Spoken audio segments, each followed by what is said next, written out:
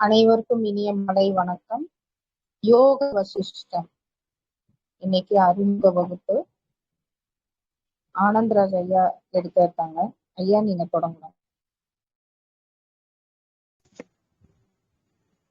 அனைவருக்கும் இனிய மாலை வணக்கம். யோக வாசிஷ்டம், இதை பத்தி நம்ம ஒரு புதுசா இந்த வகுப்பு ஆரம்பிக்கிறோம். இந்த யோக வாசிஷ்டம் அப்படிங்கிறத பற்றி கொஞ்சம் அறிமுகம் வேணும். ஒரு 2 வகுப்புகள் அறிமுகமா புரிஞ்சுக்கிட்டு அதன் பிறகு இதை பார்க்கலாம். இந்த யோக வாசிஷ்டம் அப்படிங்கிற நூல் தமிழ்ல ஞானத்தின் நுழைவாயில் அப்படின்னு சொல்லுவாங்க. ஒரு ஞான மார்க்கத்தின் ஒரு கேட்டு மாதிரி அப்படி சொல்லுவாங்க. அவ்வளவு அற்புதமான ஒரு ஞான நூல்.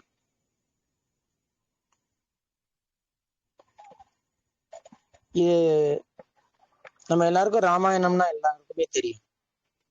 வால்மீகி முனிவர் எழுதிய ராமாயணம். கம்பன் எழுதிய ராமாயணம் நமக்கு தெரியும். இந்த வால்மீகி முனிவர் எழுதிய இன்னொரு நூல் தான் இந்த யோக வாசிஷ்டம் அப்படிங்கிறது. வால்மீகி ராமாயணம் எழுதிய அதே வால்மீகி முனிவர் தான் இது இந்த வாசிஷ்ட மகா ராமாயணம் அப்படின்னு சொல்லுவாங்க. இன்னொரு நூல், இதை சுருக்கமா யோக வாசிஷ்டம் அப்படின்னு சொல்லுவாங்க. பெரும்பாலும் இந்த காப்பியங்கள் எழுதும்போது நம்ம எல்லாம் அவங்கள கவிஞர்கள் அப்படின்னு சொல்லிடுறோம். ஆனா வால்மீகி ஒரு கவிஞன் கிடையாது, அவர் ஒரு ஞானி, முனிவர். இப்படி நம்ம பாரதியாரும் ஒரு கவிஞன் கிடையாது, ஞானி. அவர் செஞ்ச அவருடைய வெளிப்பாடெல்லாம் கவிநயமா இருக்கும், ஆனா அவர் ஒரு ஞானி. சுருக்கமா பார்க்க போனா இந்த வால்மீகி ராமாயணம்ங்கிறது ஒரு நீதி நூல். அது நீதி நூல். அது 24,000 ஸ்லோகன். வடமொழியில அது 24,000 ஸ்லோகன் உள்ளது. ஆனா அந்த யோக வாசிஷ்டம்ங்கிறது மோட்ச நூல், நீதி நூல் கிடையாது, மோட்ச நூல். அது 32,000 ஸ்லோகம். வால்மீகி ராமாயணத்தை விட பெருசு. 32,000 ஸ்லோகம் உள்ளது யோக வாசிஷ்டம். ஆனா அது அவ்வளவு சாத்தியம் இல்லைங்கிறதுனால இத ஒரு 1000 ஸ்லோகமா சுருக்கி எழுதிட்டாங்க வடமொழியில. அத இன்னும் சுருக்கி நிறைய நூல்கள்லாம் வந்திருக்கு. சரி, இது என்ன, யாருக்கு சொன்னது அப்படின்னா, குலகுரு வசிஷ்டரால ராமருக்கு சொல்லப்பட்டது. இந்த மோட்ச நூல்கள் எல்லாமே குரு சீட உறவுக்குள் நடந்த கலந்துரையாடல் தான். நம்ம வால்மீகி ராமாயணத்தை பத்தி பேச போறதே இல்லை, அந்த நீதி நூலை பத்தி நம்ம பேச போறது இல்லை. நம்ம பேசுறது யோக வாசிஷ்டம்ங்கிற மோட்ச நூல் தான். இது வசிஷ்டரா ராமருக்கு உபதேசிக்கப்பட்டது. எப்படி அஷ்டவக்ர முனிவரால் ஜனகருக்கு உபதேசிக்கப்பட்டது அஷ்டவக்ர கீதை. இது வசிஷ்டரால் ராமருக்கு உபதேசிக்கப்பட்ட ஞானம். கிருஷ்ணரால் அர்ஜுனனுக்கு உபதேசிக்கப்பட்ட ஞானம் பகவத்கீதை. இப்படி இந்த மோட்ச நூல்களை நம்ம நிறைய சொல்லிக்கிட்டே போகலாம். இந்த யோக வாசிஷ்டத்துக்கு மோஷாபாயி அப்படின்னு ஒரு பேரு உண்டு. அதாவது முக்திக்கு வழிகாட்டும் நூல் அப்படின்னு பேரு. யோக வாசிஷ்டத்துக்கு பின்னாடிதான் பகவத்கீதை வருது. அது யோக வாசிஷ்டத்திலே ஒரு இடத்துல ராமர்கிட்ட சொல்றார். ஏன்னா வால்மீகி வசிஷ்டர் முனிவர், மகா ஞானி. அவர் சொல்றாரு, இன்னொரு யுகத்தில் இதே இந்த சத்திய ஞானம் நான் உனக்கு என்ன சொல்லி கொடுக்குறேனோ கிருஷ்ணருங்கிற பேர்ல அர்ஜுனனுக்கு சொல்லி கொடுக்கப்படும் இதே ஞானம் அப்படின்னு யோக வாசிஷ்டத்திலே வருது. ஸோ கீதையும் வாசிஷ்டமும் ஒரு கம்பேர் பண்ணுவாங்க எல்லாருமே. கிட்டத்தட்ட ஒரே மாதிரி தான் பேட்டர்ன்லாம். ஆனா யோக வாசிஷ்டம் வந்து கொஞ்சம் கதை வடிவில் இருக்கும், நிறைய கதைகள் இருக்கும், கதைகள் மூலமாக சொல்லப்படும் ஒரு ஞானம் பல்வேறு கதைகளாக செல்லும். அதான் யோக வாசிஷ்டம். பகவத்கீதை முழுக்க ஞானமாவே போகும், ரொம்ப கதைகள் இருக்காது. இப்ப இந்த யோக வாசிஷ்டத்தையும் வாசிஷ்டம் அப்படின்னு சுருக்கமா சொல்லுவோம். வாசிஷ்டத்தையும் கீதையும் நம்ம சும்மா கொஞ்சம் கம்பேர் பண்ணி பார்த்தா எளிமையா புரிஞ்சுக்க முடியும். கீதைங்கிறது கிருஷ்ணருக்கும் அர்ஜுனனுக்கும் நடந்த உரையாடல். வாசிஷ்டம்ங்கிறது ராமருக்கும் வசிஷ்டருக்கும் நடந்த உரையாடல். அந்த டிஸ்கஷன் தான். அதனாலதான் இதை வந்து அர்ஜுன விஷாதம், ராம விஷாதம் அப்படி சொல்லுவாங்க. விஷாதம்னா அந்த உரையாடல். ராமருக்கு இதை உபதேசிக்கும் போது 16 வயது கூட முடியல ராமருக்கு. இது எங்க ஸ்டார்ட் ஆகுதுங்கலாம் நம்ம பின்னாடி பேசுவோம். ரொம்ப யங் ஏஜ். ஆன்மீக முதியவர்களுக்கு கிடையவே கிடையாது, யங்ஸ்டர்ஸ்க்கு தான் ரொம்ப யூஸ்ஃபுல்லா இருக்கும். அதை சரியாக புரிந்து கொண்டால். நீங்க ஆன்மீகத்தை தப்பா புரிஞ்சுக்கிட்டீங்கன்னா வயசான காலத்துல அப்படிதான் தோணும். சரியாக ஆன்மீகத்தை புரிந்து கொண்டால் அது யங்ஸ்டர்ஸ். அதுக்கு மிகப்பெரிய உதாரணம் யோக வாசிஷ்டம். 16 வயது கூட நிரம்பாத ஒரு ராமனுக்கு தான் இது உபதேசிக்கப்பட்டது. என்ன ஸ்டேட்ல இதை சொன்னாரு? கிருஷ்ணர் தேர்ந்தெடுத்த அர்ஜுனன், வசிஷ்டர் தேர்ந்தெடுத்த ராமன், இவங்க 2 பேரும் எந்த இடத்தில் ஸ்தம்பிச்சு இருந்தாங்க? எதற்காக இந்த ஞானத்தை கிருஷ்ணரும் வசிஷ்டரும் சொல்லி கொடுத்தாங்க? அது தெரியணும் இல்லையா? அதான் ரொம்ப முக்கியம். கிருஷ்ணன் அந்த சுய தர்மத்தை புறக்கணித்து துக்கத்தில் ஆழ்ந்து போன அர்ஜுனனுக்கு தர்மத்தை உபதேசம் பண்ணி, எப்பா நீ செயல்படு, எல்லாத்தையும் நான் பாத்துக்கிறேன். இதான் பகவத்கீதை. நீ செய்ய வேண்டிய வேலைய செய்யி. ஏன் நீ பின்வாங்குற? ஏன் துவண்டு போற? ஏன் உன்னுடைய மனதில் போய் மாட்டிக்கிட்ட? இந்த விஷயங்களில் இருந்து அர்ஜுனனை வெளியே கொண்டு வரும். உன்னுடைய சுய தர்மம், இந்த சூழலில் உன்னுடைய நிகழ்கணத்தில் நீ செய்ய வேண்டியது சண்டை. அதுதான் தர்மம்.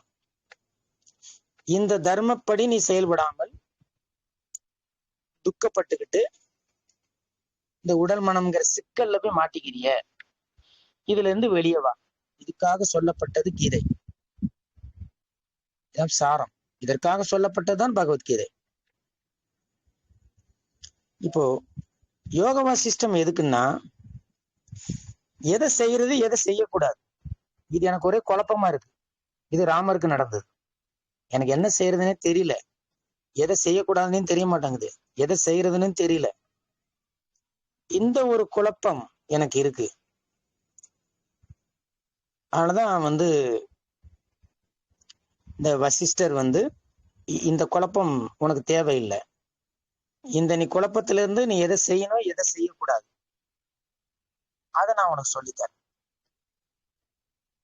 இப்படி நான் செயல்பட மாட்டேன், எனக்கு ஒண்ணுமே புரியல அப்படின்னு ராமர் ரொம்ப பலவீனமாகிறார். சோ அங்கதான் வசிஷ்டர் யோக வாசிஷ்டத்தை சொல்லி கொடுக்குறார். நீ பலவீனமாகாத, செயல்படு. ஆனா எப்படி செயல்படணும் அதை நான் உனக்கு சொல்லித்தரேன் அப்படின்னாரு.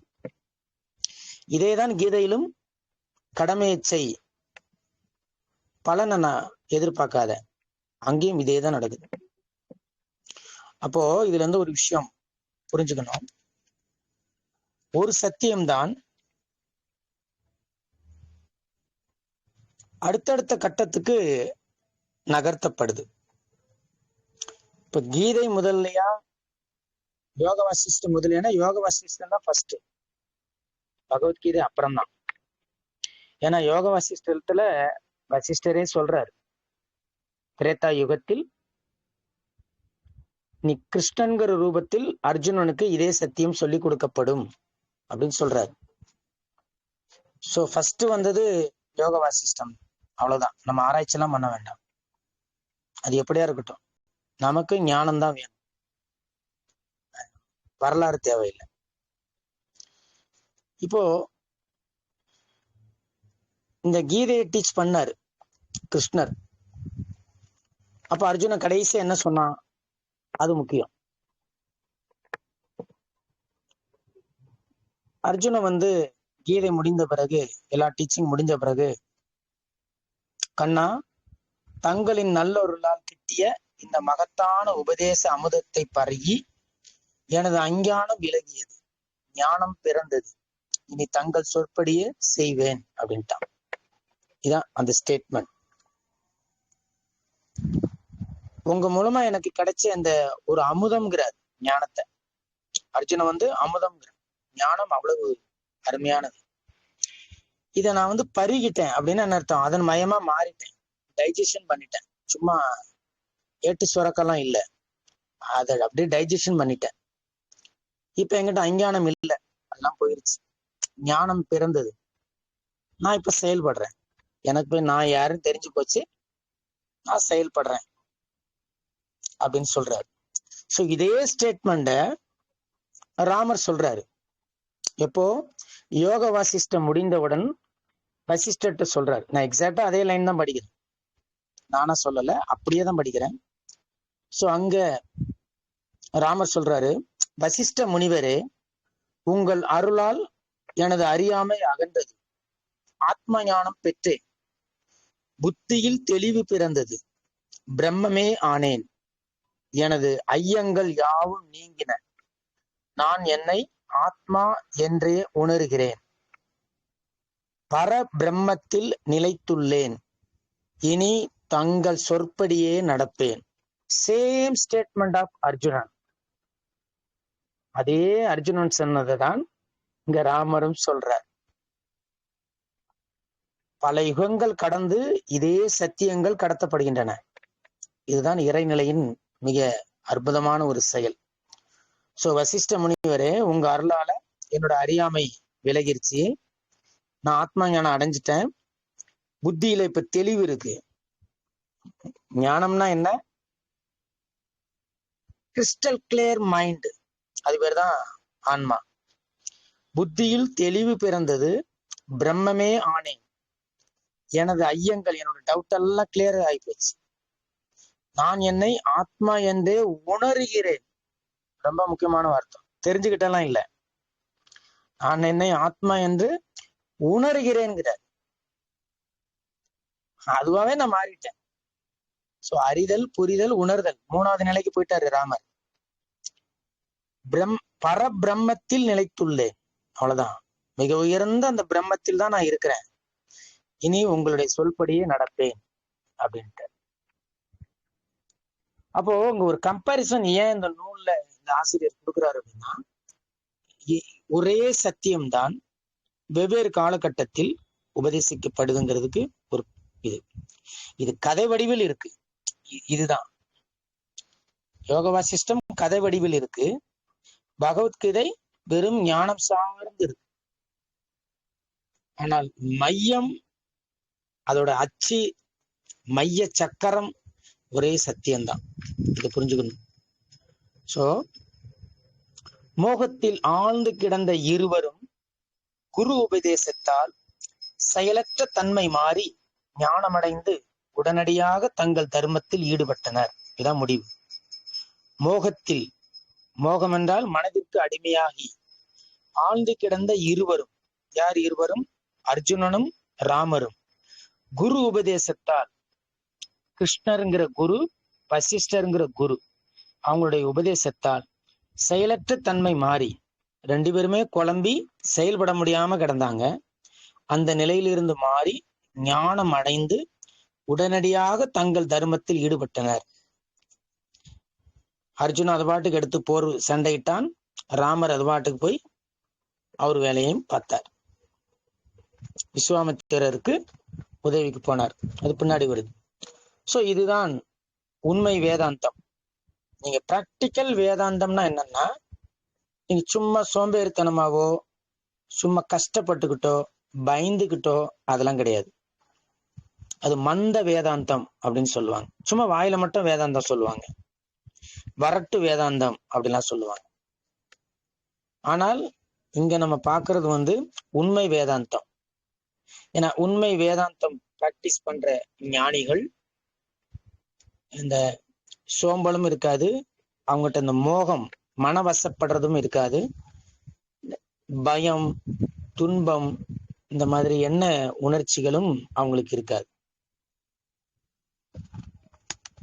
அப்போ அவங்க என்ன புரிஞ்சுக்கிறாங்கன்னா, இந்த உலகம் ஒரு பொய், இந்த பொய்யான உலகில் நடக்கிறது எல்லாம் உண்மை அப்படின்னு நம்பி அதுல இன்பம் துன்பம்ங்கிற கூத்தாடி துக்கத்துல போய் நிலை குலைந்து பைத்தியம் பிடிக்கிற அளவுக்கு மனிதர்கள் மாறிடுறாங்க. அப்போ அப்படி இருக்கிற நிலைமையில தான் நமக்கு இந்த ஞானம், இந்த வேதாந்த ஞானம் மகான்கள் சொல்லி கொடுக்கறதுனால நம்ம இந்த நிச்சயம், இந்த துயரம், பயம் இதுல இருந்து விடுபடுறோம். அப்போ வேதாந்தம்ங்கிறது நமக்கு என்ன சொல்லி கொடுக்குது? ஒரு வீர முழக்கம் விடு, எழு, விழி, உன்னுடைய நிலையை உணர். 3 ஸ்டேட்மெண்ட் விவேகானந்தர் சொல்லுவார்.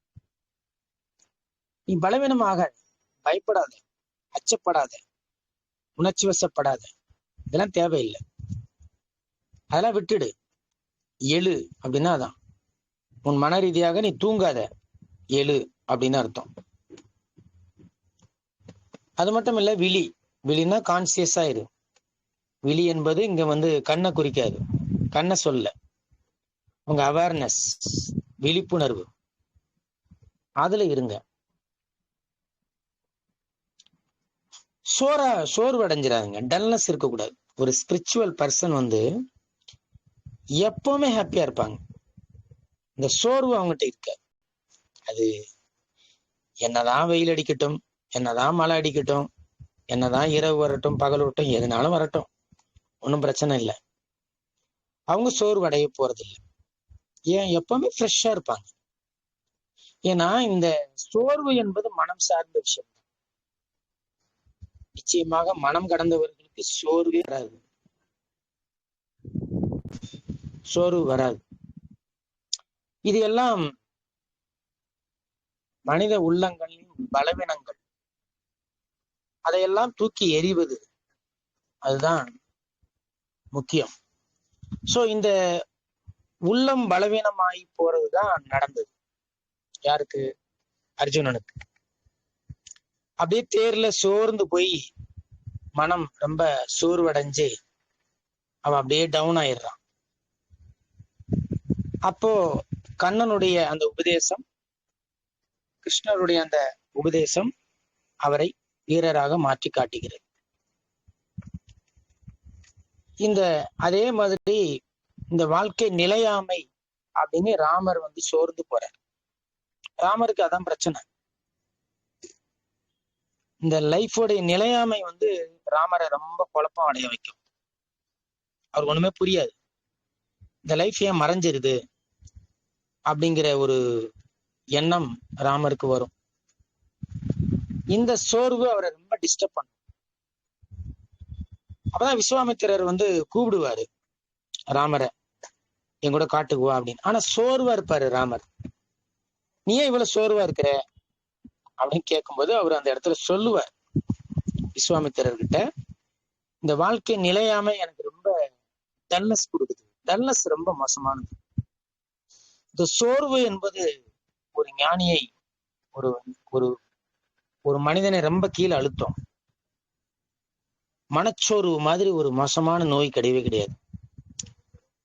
ஒருவன் ஞானத்தில் ரொம்ப ஆர்வம் உள்ளவனாக, ஒரு ஆன்மீகத்தில் உச்சமாக இருக்கிறார் அப்படின்னா அவங்க எப்பவும் ஹாப்பியா இருப்பாங்க. அது நீங்க அவங்களை கண்டே பிடிக்க முடியாது. அவங்க சாப்பிட்டாங்களா, தூங்குனாங்களா, குளிச்சாங்களா, குளிக்கலையா, நீங்க கண்டே பிடிக்க முடியாது. அவங்க சொன்னாதான் தெரியும். அப்படி அப்படி ஒரு மகிழ்ச்சியில் அவங்க இருப்பாங்க. இந்த சோர்வுங்கிறத நீங்க எல்லாளவும் பார்க்க முடியாது ஆன்மீகவாதிகள். இந்த சோர்வு ராமர்கிட்ட இருக்கு, மனச்சோர்வு. அதனால விஸ்வாமித்திரரு உடனே வசிஷ்டர் கூப்பிட்டு ராமனுக்கு ஞானத்தை சொல்லி கொடுங்க அப்படின்னு சொல்லும் போதுதான் இந்த யோக வாசிஷ்டம் பிறக்குது. அதன் பிறகுதான் விஸ்வாமித்திரர் கூட்டிட்டு போறார் ராமனை. அப்போ இவ்வளவு பெரிய ஒரு வீரர்களாகிய கிருஷ்ணர், ராமர், இவங்களுக்கே உபதேசம் தேவைப்படுது இல்லையா? நம்ம அதை புரிஞ்சுக்கணும். இவங்களுக்கே அந்த உபதேசம் தேவைப்படுது. அப்படி இருக்கிறப்ப நமக்கு கண்டிப்பா அந்த ஞான உபதேசம் வேணும், இந்த ஞான உரையாடல் வேணும், சத் சங்கம் கண்டிப்பாக அவசியம் வேணும். அதனால அந்த சத் சங்கம் என்பதை நம்ம விலகவே கூடாது. எப்பவுமே சத் சங்கம்ங்கிறது ரொம்ப முக்கியமான ஒரு விஷயம். இது நம்ம இந்த சத் சங்கத்தில் இருக்கதான் நம்மளுடைய மனநாசம் நடக்கும். இந்த மனதின் பிடியிலிருந்து நம்மளால வெளியே வர முடியும்.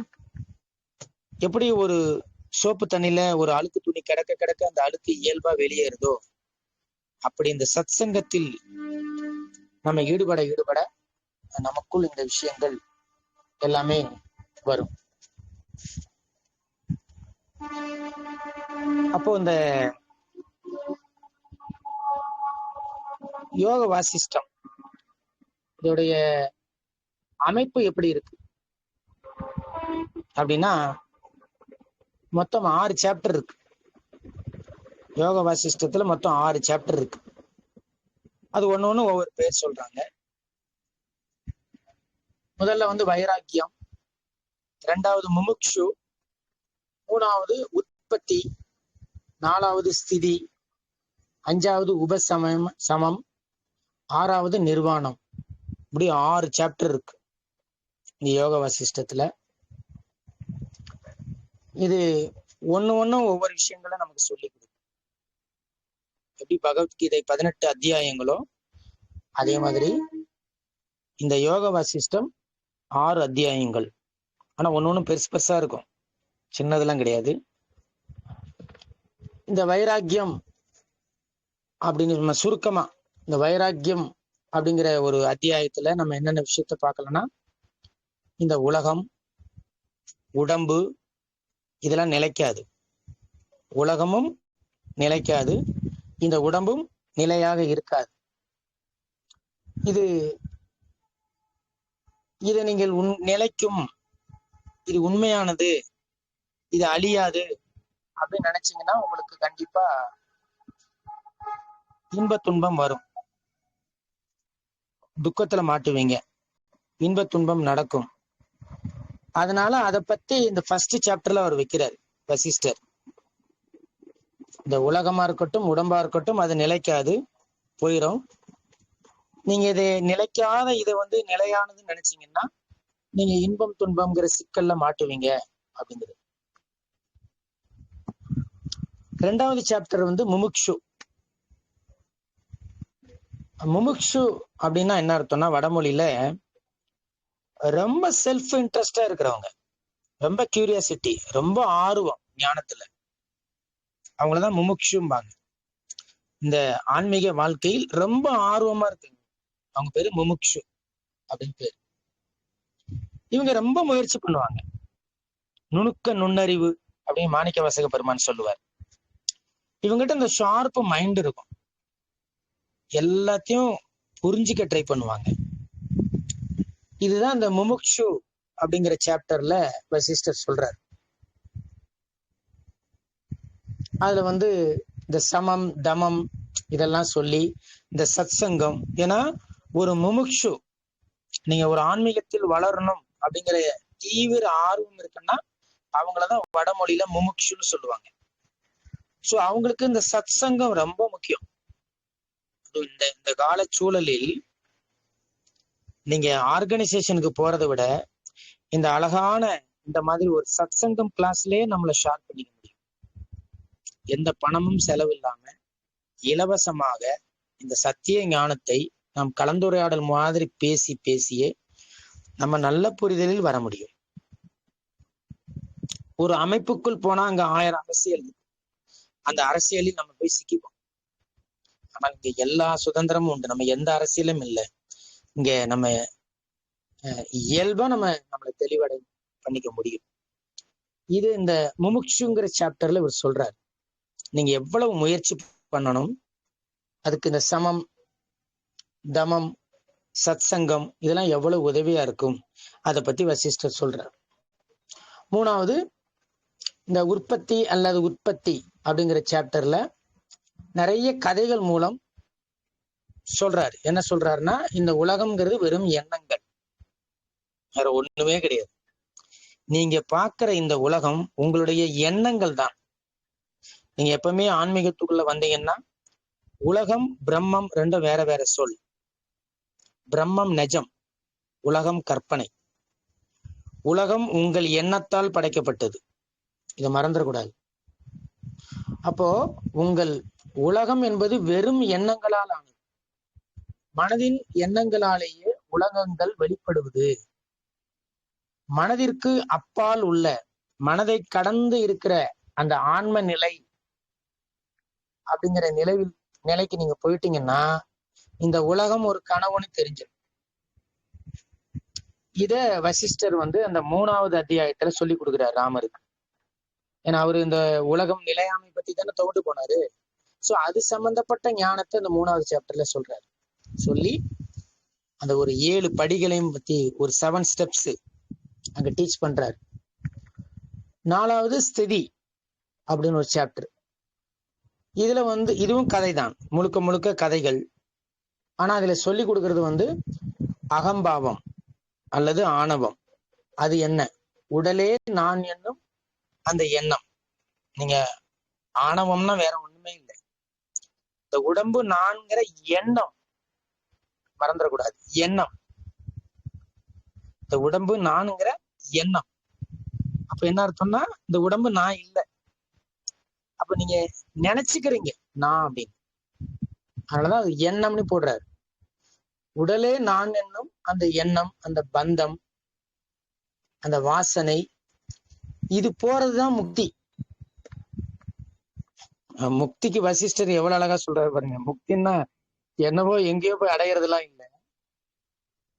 இந்த உடல் நான் அப்படின்னு சில வாசனைகள் உங்களுக்குள்ள இருந்து, மனசுல இருந்து ஒரு பந்தத்தை ஏற்படுத்தி, நீங்கள் அல்லாத இந்த உடம்பை நீங்கள் என்ற நம்ப வைத்து, இந்த வாசனைகள் எல்லாம் ஒன்னா சேர்ந்து ஒரு பந்தத்தை உருவாக்குது. இந்த வாசனைகளை அழிக்கிறது தான் முக்தி. வாசனைகள்ங்கிறது எண்ணங்கள். இந்த எண்ணங்களை அழிப்பதுதான் முக்திங்கிறாரு வசிஷ்டர். வேற முக்தினா வேற எதுவும் கிடையாது. உங்களை பந்தப்படுத்தக்கூடிய அந்த வாசனைகளாகிய எண்ணங்களை அழிப்பதுதான் முக்தி. வாசனைகளின் அழிவே முக்தி.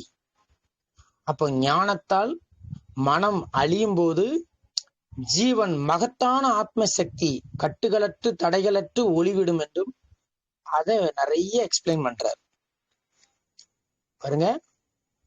ஞானத்தால் சித்தம் அல்லது மனம் அழியும் போது, உங்க மனம் எப்ப நாசமாகும்? ஞானத்தால்ங்கிறார். அப்ப ஞானம்ங்கிற நெருப்பு மனம்ங்கிற குப்பையை எரிச்சிடும். அதுதான் இந்த ஞானம் அவ்வளவு உயர்ந்ததுன்னு சொல்றது. அப்ப இந்த ஞானம்ங்கிற அந்த விஷயம் மூலமாக உங்கள் எண்ணங்கள் எல்லாம் சாம்பலா போயிடும். அதன் பிறகு நீங்கள் ஆன்மாவாக ஜொலிப்பீங்க அப்படிங்கிற இது 4வது சாப்டர்ல சொல்றார். 5வது உபசமயம். அதுல மற்ற மகான்களுடைய வரலாறு பத்தி சொல்லி கொடுக்குறார். ஜனகர், பிரகலாதர், இவங்களுடைய வரலாறுகள் மூலமாக மற்ற மகான்களின் வாழ்க்கையை பற்றி எடுத்து சொல்லி அவங்க எப்படி எப்படிலாம் விடுபட்டு வந்தாங்க நிறைய எக்ஸாம்பிள் கொடுக்குறாரு. மற்ற ஞானிகளை பற்றி நம்ம எப்படி இப்ப ரமணரை பத்தி பேசுறோம், வள்ளல் பிரானை பத்தி பேசுறோம், பட்டினத்தார் அடிகளை பத்தி பேசுறோம், புத்தரை பத்தி பேசுறோம். இந்த மாதிரி வசிஷ்டரும் ராமருக்கு வேறு சில மகான்களுடைய வாழ்க்கை வரலாறுலாம் எடுத்து சொல்லி கொடுக்குற ஒரு கதைகள் தான் 5வது. 6வது நிர்வாணம். பாருங்க, கடைசி கிளைமேக்ஸ் அவர் கொடுத்திருக்க பேரே நிர்வாணம்.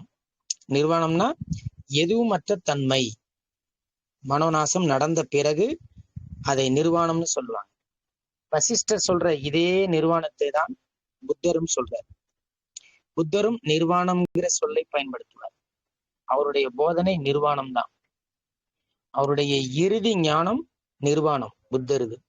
சோ வசிஷ்டரும் இங்கே நிர்வாணம் தான் கடைசி சாப்டர் வச்சிருக்கார், 6வது சாப்டர். சோ அதுல வாசனை எப்படி ஒழிக்கிறது, மனசை எப்படி ஒழிக்கிறது, எப்படி நம்ம இந்த சத்தியங்கள் எல்லாம் பிராக்டிஸ் பண்றது, அதுக்கு என்னென்ன மெத்தட் இருக்கு, பிரபஞ்சம் கடந்து உடம்பு, புலன்கள், மனசு இதெல்லாம் கடந்து மாயையெல்லாம் கடந்து பிரகாசித்து கொண்டிருக்கிற அந்த சச்சித் ஆனந்தம்ங்கிற அந்த ஆன்மம், அந்த ஆனந்தமான அந்த நிர்வாண வடிவமான ஆன்மாவை நிர்வாணம்ங்கிறாரு வசிஷ்டர். அப்ப நிர்வாணம்னா எதுவுமே இல்லாததுன்னு அர்த்தம்.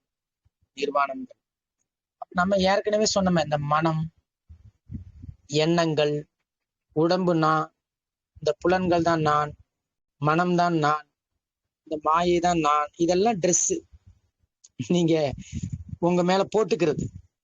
இதெல்லாம் களைவதுதான் நிர்வாணம்.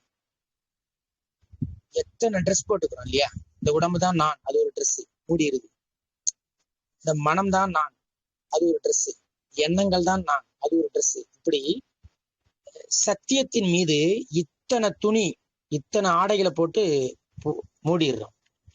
இந்த ஆடைகளை எல்லாம் களைவதுதான் நிர்வாணம்.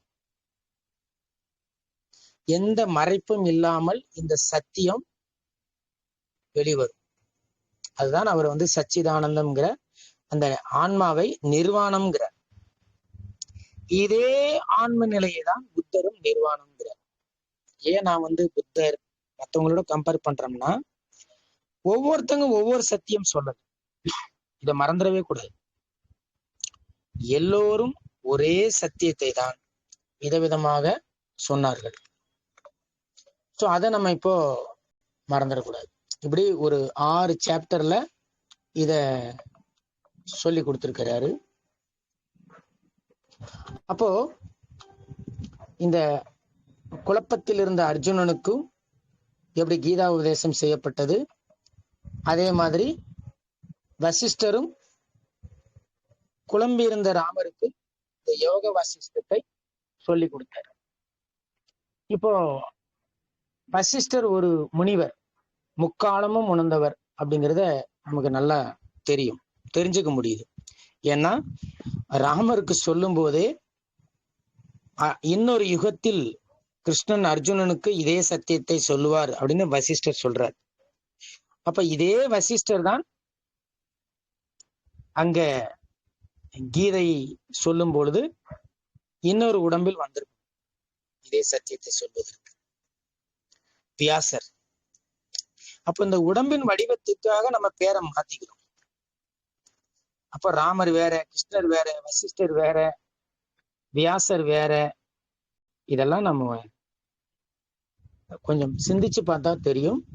இதெல்லாம் வேற வேற இல்லை. வெவ்வேறு நிலையில் ஒரே சத்தியங்கள் ஒவ்வொரு காலகட்டத்துக்கு தகுந்த மாதிரி அவங்க பண்றாங்க. அப்போ இந்த பிறப்பு இறப்புங்கிற இருமைகளை கடந்த முக்திக்காக தான் இந்த உபதேசங்கள் எல்லாம் நடந்திருக்கு. சோ இது எல்லாமே ஞானத்தை தான் சொல்லுது. இப்போ இந்த ஒரே சத்தியம்தான் வாசிஷ்டமும் சொல்லுது, கீதையும் சொல்லுது. இப்ப கீதை சொல்லுது, எதனிடத்தும் பற்றற்றவனும் சித்தத்தையும் தேகத்தையும் தன்வயப்படுத்தியவனும் இறைவனை புறவாதவனும் கர்மத்தை பலன் எதிர்பார்க்காமல் செய்பவனும் அவன் சம்சார பந்தத்திலிருந்து விடுபடுவான் அப்படின்னு கீதை சொல்லுது. பற்று இல்லாம இருப்பான், மனசையும் உடம்பையும் தன் கருவியாக பயன்படுத்துவான். அது இஷ்டத்துக்கு விட மாட்டான். உடம்பு ஒரு கருவி, மனம் அதை இயக்கும் சிந்தனை ஆற்றல், அதையும் பயன்படுத்துவான். இப்படி இருக்கக்கூடிய ஒரு ஆன்மீகவாதி தான் இந்த சம்சார பந்தம் அப்படிங்கிற விஷயத்திலிருந்து வெளியே வருவான் அப்படின்னு கிருஷ்ணர் சொல்றாரு. சோ இதே ஞானத்தை தான் வசிஷ்டர் சொல்றாரு. விவேகமற்றவனுக்கு சாத்திரங்கள் சுமை. நான் குழுல கூட போட்டிருக்கேன். ரொம்ப அருமையான வரிகள். வசிஷ்டர் சொல்றாரு, விவேகமற்றவனுக்கு சாத்திரங்கள் சுமை. ஒருத்தனுக்கு எது சத்தியம், எது அசத்தியம், எது உண்மை, எது பொய், இதை பிரிச்சு பார்க்கறது தான் விவேகம், பகுத்தறிவு. இது இல்லாதவனுக்கு சாஸ்திரங்கள் வெயிட் தான், சுமைதான். அவன் பாரமா தான் ஃபீல் பண்ணுவான். ஏன்னா அவனுக்கிட்ட விவேகம் இல்லை. அவன் குழம்பிக்கிட்டே தான் இருப்பான். குழம்பிக்கிட்டு இருக்கவனுக்கு சாஸ்திரங்கள், எல்லா ஞான பாடல்கள், பக்தி பாடல்கள், எல்லா ஞானிகளுடைய கருத்துக்களும் சுமையாகத்தான் இருக்கும். வைராக்கியம் மற்றவனுக்கு ஞானம் சுமை. வைராக்கியம் யாருக்கிட்ட இல்லையோ அவனுக்கு ஞானம் சுமையாதான் தெரியும். யாருக்கிட்ட வைராக்கியம் இருக்கோ அவங்களுக்கு இந்த ஞானம் சுகமாக இருக்கும். அவங்க இந்த ஞானம்னா என்னன்னாலும் செய்வாங்க. இந்த ஞானத்துக்காக அவங்க என்னன்னாலும் செய்வாங்க. ஏன்னா அவங்கள பொறுத்தவரை இந்த ஞானம் அவ்வளவு சுகமானது. ஞானத்தை சிந்தனை பண்றதோ ஆத்ம விசாரம் பண்ற மாதிரி ஒரு போதை எதுலுமே கிடையாது. அவ்வளவு அற்புதமான ஒரு விஷயம் இந்த ஞானம். அப்போ யாருக்கிட்ட அந்த வைராக்கியம் இல்லையோ, வைராக்கியம்னா ஒரு உறுதி, நான் ஆன்மாதான், நான் கடவுள் தான், இந்த உடம்பு மனம் நான் அல்ல அப்படிங்கிற வைராக்கியம் வந்துருச்சுன்னா அவன்கிட்ட அந்த ஞான போதை இருக்கும்.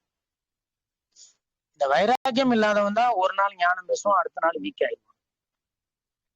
ஒரு நாள் பெரிய ஞானி மணிக்கணக்கா பேசுவான், அடுத்த நாள் சோர்வடைஞ்சிருவான். ஏன்னா வைராக்கியம் இல்லை.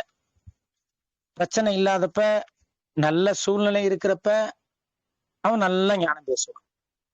இப்ப பிரச்சனை வந்துருச்சு, ஒரு கஷ்டம் வந்துருச்சுன்னா டவுன் ஆயிடுவான். ஏன்னா அவன்கிட்ட வைராக்கியம் இல்லை. சோ அவனுக்கு இந்த ஞானம் ஒரு சுமை. சாந்தியற்றவனுக்கு மனமே சுமை. வீட்டுக்குள்ள சொல்றாரு, ஒரு அமைதி இல்லைன்னா அவனுடைய மனமே அவனுக்கு சுமையா இருக்கும்.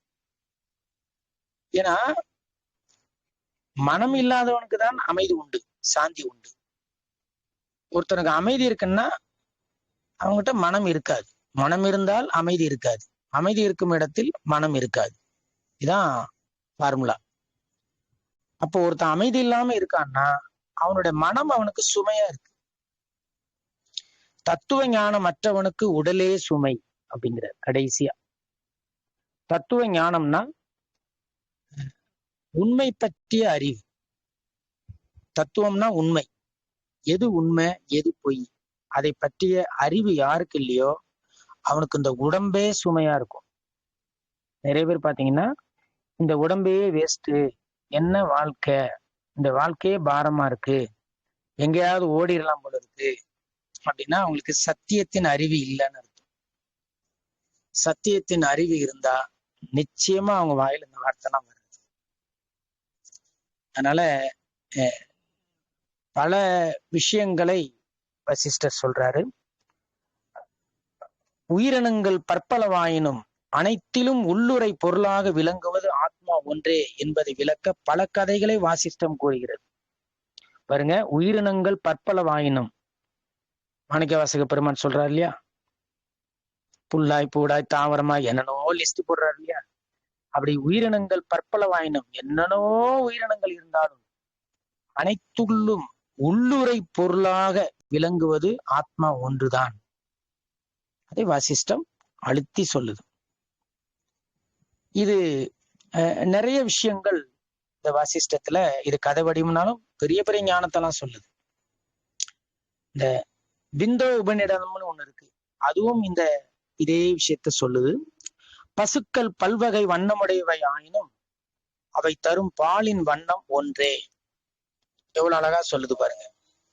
பிந்த உபநிடதம் சொல்லுது இதே கான்செப்ட், வசிஷ்டம் சொல்ற அதே கருத்தை சொல்லுது. பசுக்கள் பல்வகை வண்ணம், ஒவ்வொரு பசுமாடு ஒவ்வொரு கலரா இருக்கும். ஆனா அதை தர பாலோடைய வண்ணம் ஒரே வண்ணம் தான், வெள்ளை.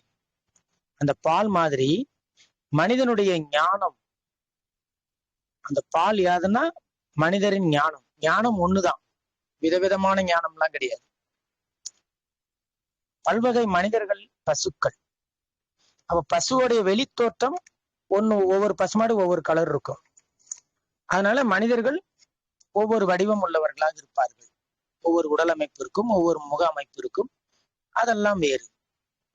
ஆனால் எப்படி பசுவின் பால் ஒரே வெள்ளை கலரோ, அப்படி மனிதர்களுடைய ஞானமும் ஒரே வெள்ளை கலர் தான், ஒன்றுதான், விதவிதம் கிடையவே கிடையாது. இதுதான் வசிஷ்டம், யோக வசிஷ்டமா இருக்கட்டும், கீதையாக இருக்கட்டும், உபநிடதங்களாக இருக்கட்டும், எதுவாக இருக்கட்டும். சொல்லுவாங்க ஒரு நகைச்சுவைக்கு, எல்லா ஒரு ஓனாயும் ஒரே மாதிரி தான் ஊளையிடும். அந்த மாதிரி இவர்கள் எல்லோரும் விதவிதமான பசுக்கள், நம்ம ஞானிகள் அப்படின்னாலும் அவர்கள் கொடுக்கக்கூடிய பால் ஒரே வண்ணம் தான், அதுல வித்தியாசம் கிடையவே கிடையாது. ஸோ இந்த மாதிரி வசிஷ்டம் சொல்லக்கூடிய சில ஞானங்களை பற்றியும், இந்த வசிஷ்டையும் கீதையும் கொஞ்சம் கம்பேர் பண்ணி பார்த்தோம். வசிஷ்டம், யோக வசிஷ்டம் முதல்ல வந்தது, பகவத்கீதை இரண்டாவது வந்தது. ராமருக்கே வசிஷ்டர் அடுத்த திரேதா யுகத்தில் இதே நம்ம ரெண்டு பேரும் பேசக்கூடிய இதே சத்தியம் கிருஷ்ணனுக்கும் அர்ஜுனனுக்கும் அப்படிங்கிற சூழலில் இதே சத்தியம் நடைபெறும் அப்படின்னு சொல்லியிருக்கிறதுனால வசிஷ்டத்துக்கு பிறகுதான் பகவத்கீதை வந்ததுன்னு நம்ம முடிவு பண்றோம். ஸோ இதெல்லாம் என்ன ஏதுன்னு நம்ம ஆராய்ச்சிலாம் பண்ண வேண்டியதில்லை. நமக்கு தேவை ஞானம். அது யாருன்னா சொல்லிட்டு போட்டோம், எந்த காலத்துலலாம் சொல்லிட்டு போட்டோம், யாருக்காவது சொல்லிட்டு போட்டோம். ஸோ நம்ம ஆன்மீகத்தின் நோக்கம் அங்க சொல்லப்பட்ட ஞானத்தை நம்ம பிராக்டிஸ் பண்ணணும், அவ்வளவுதான். எனக்கு மனநாசம் நடக்கணும்.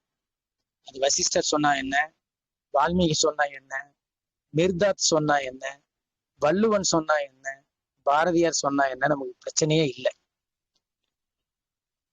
யாரு சமைச்சாலும் பரவாயில்ல, எனக்கு பசி போச்சா, என்னுடைய தாகம் தீர்ந்ததா, அது யார் கொடுத்த தண்ணியா இருந்தான்னு, என்னோட தாகம் தீர்ந்ததா, இப்படி ஒரு பரந்த மனநிலை வரணும்.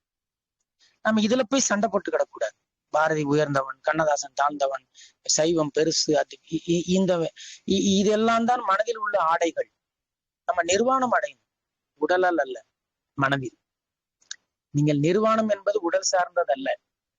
புத்தன் போதித்த நிர்வாணம் உடல் சார்ந்த நிர்வாணம் அல்ல. மனதிற்குள் நீ சுத்தி வச்சிருக்கிற எல்லா ஆடையும் கலட்டு, அந்த நிர்வாணத்துக்கு வா அப்படின்னு தான் புத்தன் சொன்னான். அதேதான் வசிஷ்டரும் சொல்லுகிறார், அதேதான் பாரதியும் சொல்லுகிறான். எங்க வீட்டுல ஒரு பூனை குட்டி போட்டுச்சு, ஒண்ணு ஒவ்வொரு கலரா இருக்கு, ஆனா அது எல்லாமே பூனை, ஒரே குணமுள்ள ஒரு பூனை தான் என்று பாரதி அழகா சொல்லுவான். சோ இப்படி எல்லா சத்தியங்களும் ஒண்ணுதான் அப்படிங்கிற ஒரு முடிவுக்கு வரும்போது உங்கள் மனம் அசையாது, உங்கள் மனம் ஆடாது, அசையாது. வித்தியாசங்களை தேடக்கூடிய மனிதன் என்னைக்குமே நிம்மதி அடைய முடியாது. ஏனென்றால் அவன் புறத்தோற்றத்தை மட்டுமே நம்புகிறான், மூலத்தை அவன் தேடுவதே இல்லை. எவன் ஒருவன் மூலத்தை நாடுகிறானோ அவன் தான் ஆன்மீகவாதி. எவன் ஒருத்தன் புறப்பொருளை தேடுகிறானோ அவன் அஞ்ஞானி. அப்போ ஆன்மீகம் என்பது நீங்க பிஹெச்டி பண்ற சப்ஜெக்ட் கிடையாது. இது ஆராய்ச்சிக்குள்ள ஒரு பொருள் கிடையவே கிடையாது. இது புரிந்து கொள்ளக்கூடிய ஒரு பொருள். இந்த ஒரே சத்தியம் எத்தனை ஞானிகளால் சொல்லப்பட்டிருக்கு, எல்லளவும் மாற்றம் இல்லாமல். இது எப்படி சொல்லப்பட்டது? அப்போ ஒரே சத்தியம்தான், அது எந்த நாட்டுக்காரனா இருந்தாலும் சரி, எப்படிப்பட்ட மனிதனாக இருந்தாலும் சரி, அங்கே ஒளிரும். இந்த சத்தியத்துக்குள் பேதம் கிடையாது.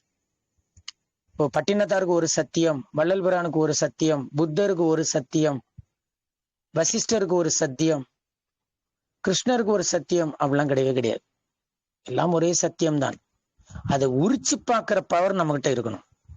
அதுல உள்ள வர்ணனைகள், பக்தி சொற்கள், கவிநயம், இதெல்லாம் நீங்க எடுத்து பார்த்தீங்கன்னா அது தெரியும். ஒரு குளத்துக்குள்ள ஒரு தண்ணி இருக்கு, மேல பாசி மூடி இருக்குன்னே நீங்க பாசியை விளக்கணும். பாசியை விலக்கி நீங்க கையில வச்சிருக்க குடத்தை ஒரு 3 சுத்து சுத்துனீங்கன்னா அந்த அந்த குடத்திலிருந்து வரக்கூடிய சுழற்சி ஆற்றலால் அந்த பாசி எல்லாம் விலகும், உங்களுக்கு சுத்தமான தண்ணி கிடைக்கும். அப்படி அந்த ஒரு சுழற்சி தான் இந்த ஞானம்ங்கிறது. இந்த ஞானத்தை நீங்க சொல்லட்டி சொல்லட்டி விட விட உங்களுக்குள்ள இருக்கக்கூடிய அஞ்ஞான ஆடைகள் களையப்படும். அந்த உண்மையான நிர்வாண நிலையை நம்ம உணர முடியும். அந்த மனநாசம் நடக்க முடியும். சோ அதனால நம்ம ஒரே ஞானியை கையில் எடுக்காம அஷ்டவகர கீதை பார்க்கிறோம், பகவத்கீதை பார்க்கிறோம், யோக வாசிஷ்டம் பார்க்கிறோம். ஆனால் ஒரு ஆன்மீகத்தில் உச்சத்துக்கு போகணும்னு முடிவு பண்ண பிறகு நீதி நூலுக்குள்ள போகக்கூடாது. என்னுடைய தாழ்மையான வேண்டுகோள். நீங்க PhD படிச்ச அப்புறம் 10th உட்காரக்கூடாது. நீதி நூல்கள் என்பது வேறு, மோட்ச நூல் என்பது வேறு. இது நல்ல ஸ்ட்ராங்கா ஒரு கோடு போட்டுக்கணும். நீங்கள் ஆன்மீகத்துக்குள் நுழைந்த பிறகு நீதி நூல்கள் படிக்கவே கூடாது. மோட்ச நூல் தான் படிக்கணும். இதை மறந்துடக்கூடாது. நீங்க நீதி நூல்கள் நல்லா இருக்கு, நீதி நூல் பக்கம் போயிட்டீங்கன்னா மனம் திருப்பி ஆக்டிவேட் ஆகும், எண்ணங்கள் தோன்ற ஆரம்பிச்சிடும், எல்லாம் வந்துடும். மோட்ச நூல்களை தவிர வேற நூல்கள், வேற கருத்துக்கள் கேட்கக்கூடாது. ஏன்னா இது ரொம்ப முக்கியம். ஆன்ம நிலைக்கு போய்கிட்டு இருக்க ஒரு மனசை பிடிச்சு நீங்க திருப்பி இழுத்து கீழே விட்டுட்டீங்கன்னா, நீங்க திருப்பி சமூகம் சார்ந்த இந்த நீதி நூல்கள் முன்னாடி நீங்க அலைய விட்டுட்டீங்கன்னா, அது ஒவ்வொருடைய மனதிலிருந்து வெளியே வந்த கருத்துக்கள் தான் நீதி நூல்களாக இருக்கும். இந்த மனதின் எண்ணங்கள் உங்க மனதுக்குள் வந்துடும். நீங்க மோட்ச நூல்ல பாத்தீங்கன்னா மனதின் எண்ணங்கள் மோட்ச நூலில் இருக்கவே இருக்காது. வெறும் ஞானம் தான் இருக்கும். வெறும் ஞானம் சம்பந்தப்பட்ட நூல்களை தான் நம்ம மோட்ச நூல். அதனாலதான் வள்ளல் பிரான் அப்படின்னு வரும்போது அவரோட கடைசி சாப்டர் மோட்சம், அதை பத்தி தான் பேசுவார். வசிஷ்டம் 6வது சாப்டர் நிர்வாணம், மோட்சம். புத்தர் நிர்வாணம். அப்போ எப்படி ராமாயணத்தில் ஒரு யோக வாசிஷ்டம், மகாபாரதத்தில் ஒரு பகவத்கீதை, இப்படி இந்த இறுதி மோட்ச நூல்களை எல்லாரும் வச்சிருக்காங்க. சோ அதனால நம்ம இந்த மோட்ச நூலில் நுழைந்த பிறகு நீதி நூல்களுக்குள் ரொம்ப போகவே கூடாது அப்படிங்கிறது. ஏன்னா வசிஷ்டரே சொல்லியிருக்காரு, ஒரு அஷ்டவகரரும் சொல்லியிருக்கிறார். அஷ்டவகரர் நிறைய இடத்துல ஜனகருக்கு சொல்லுவார், ஞானம் அடைந்த பின்பு அஞ்ஞான நூல்களை படிக்காத அப்படின்னு சொல்லி. ஏன்னா ஒரு தெளிந்த சித்தம் வந்த பிறகு குழப்பக்கூடிய விஷயங்கள் உள்ள நூல்கள் பின்னாடி நீங்க போகக்கூடாது. உங்களுடைய அந்த தெளிவு மேலும் தெளிவுக்கு போகக்கூடிய ஒரு விஷயத்துக்குள்ள நம்ம ஃபார்வர்டா தான் போகணும், இல்லையா பேக்வேர்டா இறங்கிடக்கூடாது, பின்னாடி நடக்கக்கூடாது. இது ரொம்ப முக்கியம். துக்கம்னா என்னன்னே தெரியாது அப்படின்னு சொல்லக்கூடியவ துக்கப்படுறதுன்னா எப்படிங்கிற புக்கை படிக்க கூடாது. அது அவசியம் இல்லை. துக்கம்னா என்னன்னே தெரியாது, அந்த அம்சமே இல்லாத ஒரு நிலை இருக்கு, அப்படி முன்னோக்கி செல்லணும். அவன்தான் ஆன்மீகவாதி, அவன்தான் முன்னேறிக்கிட்டே போவான். நீங்க திருப்பி திருப்பி வாதம் பிரதிவாதம், இந்த வேற்றுமைகளை வச்சு பாராட்டி பேசுறது, இப்போ கருத்து சண்டை போடுறது, இது உயர்ந்ததா அது உயர்ந்ததான்றது, இந்த அனலைஸ் பண்றது, பகுத்தாய்வு பண்றது, ஆராய்ச்சி பண்றது, இதெல்லாம் வந்துருச்சுன்னா மைண்ட் வந்துடும். கடைசியில அது சண்டை சச்சரவுல முடியும். அதனாலதான் இந்த மோட்ச நூல்கள் ரொம்ப முக்கியம். மனித உறவு அமைப்புகள் ரொம்ப முக்கியம். இந்த நம்ம யாருமே நிர்விகல்ப சமாதியில இல்லை, சகஜ சமாதியில் இருக்கிறோம். இப்ப சகஜ சமாதியில் இருக்கும் பொழுது நமக்கு கவனம் வேணும். நம்ம ஒன்றும் இல்லை, எந்த தொந்தரவுகளையும் உங்களுக்குள் அனுமதிக்காத அளவுக்கு ஒரு தெளிந்த மனநிலையில் இருந்தால் போதுமானது. என்னன்னாலும் இருக்கட்டும் சுத்தி, நீங்கள் தெளிவாக இருக்கும் பொழுது உங்களை எதுவும் அழைக்க முடியாது. அதுதான் பற்றற்றவன் எங்கிருந்தாலும் அவனுக்கு எதுவும் ஒட்டாது. பற்றுள்ளவன் எவ்வளவு உச்சத்துலதான் ஒட்டிடுவான். அவ்வளவுதான். சோ மோட்ச நூல்கள் எல்லாம் உங்களை மனநாசத்துக்கு தான் கூட்டு போகும். ஆனா நீதி நூல்கள் மனப்பற்றை உருவாக்கும். ஏனென்றால் நீதி நூல்கள் சமூகத்திலிருந்து பிறந்தவை, மோட்ச நூல்கள் ஞானிகளிடமிருந்து பிறந்தவை. அது அனுபவ சத்தியங்கள், அது கிரியேட் பண்ணது கிடையாது. மோட்ச நூல்கள் உருவாக்கப்பட்டது கிடையாது. ஞானிகள் நேரடியாக சொன்ன சத்தியங்கள். ஆனால் நீதி நூல்கள் உருவாக்கப்பட்டது. அந்தந்த காலகட்டத்துக்கு தகுந்த மாதிரி சமூகத்தில் வாழக்கூடிய மக்களுக்காக உருவாக்கப்பட்ட ரூல்ஸ் அண்ட் ரெகுலேஷன்ஸ். ஸோ அதனால மோட்ச நூல்களை பற்றி ஞானம் பற்றிய விஷயத்தில் உறுதியாக இருந்து கொண்டு இந்த சமுதாயத்தில் வாழணும். நம்ம உண்மையான இயல்பு நிர்விகல்ப சமாதிங்கிறதை உணர்ந்து சகஜ சமாதியில் ஜீவிக்கணும். சகஜ சமாதி வேண்டான்னு சொல்லக்கூடாது. நம்ம வாழும் இந்த வாழ்க்கை சகஜ சமாதி. ஆனால் உங்கள் ஒரிஜினல் கேரக்டர் நிர்விகல்ப சமாதி. மறந்துடக்கூடாது. நீங்கள் ஒரு அலுவலகத்தில் ஒரு அலுவலகராக இருக்கலாம், ஒரு மனைவிக்கு கணவனாக இருக்கலாம், ஒரு குழந்தைக்கு தந்தையாக இருக்கலாம், நீங்க செய்யக்கூடிய ஒரு தொழிலுக்கு அதுக்கு ஒரு நிபுணராக இருக்கலாம். ஆனால் உண்மையில் நீங்கள் யாருங்கிற உணர்வை நீங்க மறந்துடக்கூடாது. அதை மறந்துடவே கூடாது. சோ அந்த இயல்பு நிலையை நம்ம மறந்துட மாட்டோம். அதுக்கு நமக்கு ஞாபகம் இருக்காது. ஞாபகப்படுத்தணும்னு அவசியம் இல்லை. ஏன்னா இப்போ உதாரணத்துக்கு இப்போ சரவணையா இருக்காருன்னா அவரு நிறைய ரோல் பிளே பண்ணுவார். ஆனா நீங்க சரவணையா அப்படின்னு அவருக்கு ஒருத்தர் ஞாபகப்படுத்தணும்னு அவசியம் இல்லை. அது அவருக்கு இயல்பாவே இருக்கும். அது மறந்து போகாது. அப்படி இந்த ஞானத்தை உணர்ந்தவர்களுக்கு எந்த வாழ்க்கை அவர்கள் உடலால் வாழ்ந்தாலும் சரி, அவர்கள் அந்த ஞான நிலையிலிருந்து எல்லளவும் விலக மாட்டார். அந்த அளவுக்கு இந்த மோட்ச நூல்களை நம்மளை உயர்ந்த ஒரு நிலை, உயர்ந்த நிலைன்னா அந்த பணக்காரனா ஆகுறது அந்த மாதிரி உயர்ந்த நிலை இல்லை.